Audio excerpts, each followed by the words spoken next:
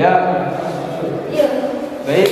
Assalamualaikum warahmatullahi wabarakatuh. Waalaikumsalam warahmatullahi wabarakatuh. Selamat pagi. Pagi. Ya, gimana kabarnya? Alhamdulillah baik. Ya. Ya, baik. Untuk pertemuan hari ini,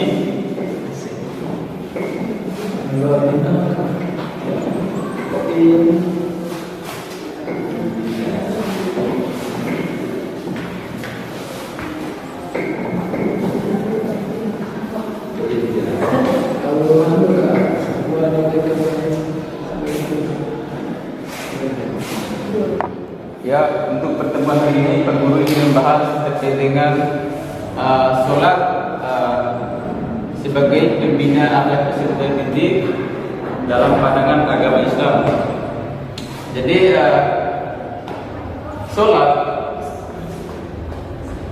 adalah sesuatu hal yang wajib bagi kita orang Islam, yang dimana kalau kita tarik dalam konteks pengertiannya, bahwa sholat secara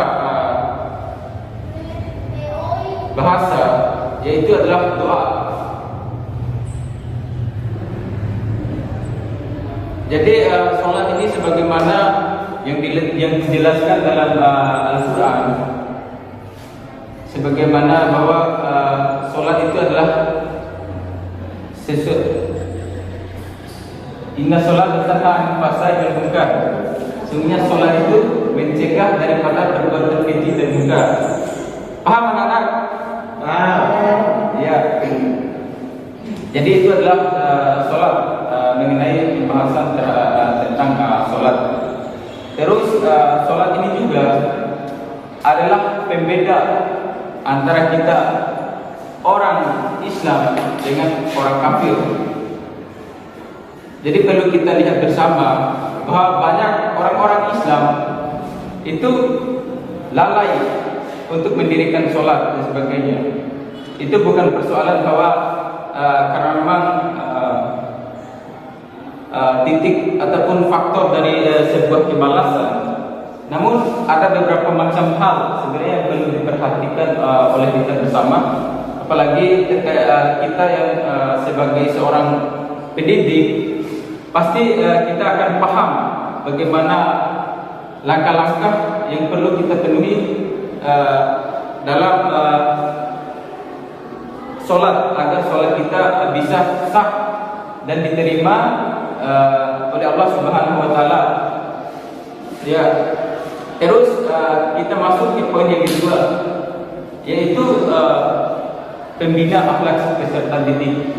Jadi perlu sekali, apalagi banyaknya misalnya di Indonesia ini kan sudah banyak sekali mendirikan pendidikan dan sebagainya. Itu tujuannya sebenarnya satu gitu. Jadi supaya mereka itu bisa menjadi generasi-generasi yang berkualitas dan bisa menjaga bangsa, negara dan agamanya. Jadi perlu sekali bagaimana dalam pembina akhlak peserta pembina akhlak ini, anak-anak itu ketika berada dalam lingkungan sosial nanti, dia bisa menghargai yang tua, yang muda, dan ketika mereka berada di lingkungan sekolah, dia bisa saling menghargai sesama kerabat dan sebagainya. Dan itu sudah menjadi kewajiban kita sebagai umat Islam. Karena memang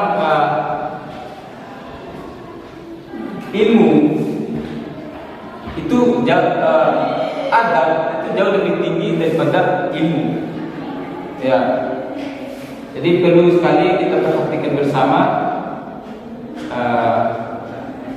apalagi kita sebagai seorang pelajar, bagaimana kita bersikap yang baik, berhubungan yang baik, menjaga silaturahmi. Misalnya ada salah satu kisah yang disampaikan oleh ketika salah seorang sahabat bertanya kepada Nabi, "Wahai Nabi,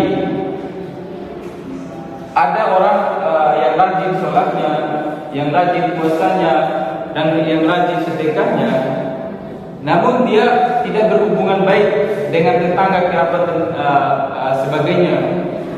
Dan Nabi pun menjawab bahwa neraka tempatnya.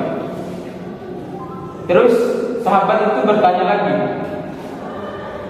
ada orang yang tidak sholat, yang tidak sedekah, namun dia berhubungan baik kepada tetangga dan kerabatnya. Dan Nabi pun menjawab, maka surgalah tempatnya. Jadi perlu kita tarik bahwa bukan persoalan kita akan mikir bahwa ngapain sholat sebagainya, cukup kita berhubungan baik saja itu sudah masuk ke surga, bukan ke situ gitu. Tapi bagaimana saking pentingnya menjaga akhlak, menjaga hubungan tadi.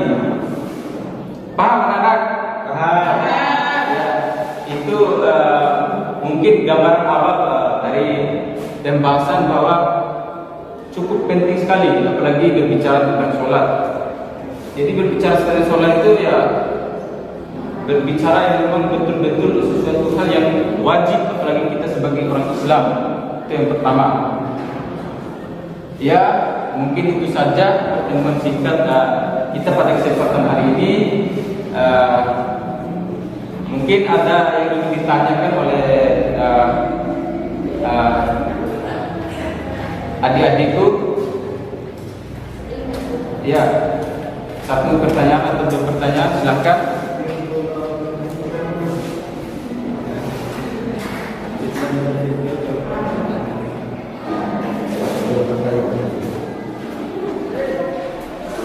Ya mungkin Saya dulu. ya silakan.